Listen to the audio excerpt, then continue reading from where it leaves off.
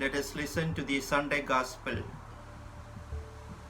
A reading from the Holy Gospel according to St. Matthew chapter 18, verses 15 to 20. If your brother sins against you, go and tell him his fault between you and him alone. If he listens to you, you have won over your brother. If he does not listen, take one or two others along with you, so that every fact may be established on the testimony of 2 or 3 witnesses. If he refuses to listen to them, tell the church. If he refuses to listen even to the church, then treat him as you would a Gentile or a tax collector. Amen, I say to you, whatever you bind on earth shall be bound in heaven, and whatever you loose on earth shall be loosed in heaven. Again, I say to you, if 2 of you agree on earth about anything for which they are to pray, it shall be granted to them by my heavenly Father. For where 2 or 3 are gathered together in my name, there am I in the midst of them. The Gospel of our Lord Jesus Christ. Praise be to you, Lord Jesus Christ. Dear sisters and brothers in Christ Jesus, on this 23rd Sunday, Gospel speaks about dealing with someone who has offended you. In other way, Jesus is talking to us on this Sunday some advices on community life, what to do if there is a problem, dispute or conflict, how to maintain the relationship between sisters and brothers. So it gives a set of procedures. The first step is to talk to the person about it. Before gossiping, before talking to other people, we need to go to the person concerned. If this does not work, bring 2 or 3 others to have a discussion about it. If this is not successful, then go before the community and discuss the matter. If the community agrees with you and the person still continues to offend you, then he or she is no longer part of the community. And in that case, he or she could be considered like a Gentile or a tax collector.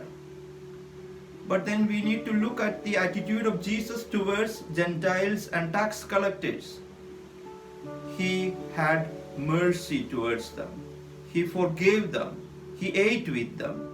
So we are also called to love the brethren who have offended us. We should always leave the door open. We should continue to communicate with them. And because the church is a body of Christ, and we are all brothers and sisters, and we are keepers of our brother and sister. So reconciliation with our brother and sister is a crucial part of the faithful discipleship and a precondition for true prayer and worship. As we listen to this gospel, let us think, is there anyone with whom we have a long-standing dispute, quarrel, or grievances? It is time to reconcile as best you can. If you have made every effort to restore the relationship and still they refuse to speak or forgive, at least you can say you have done your best. Keep praying and keep the lines of communications open.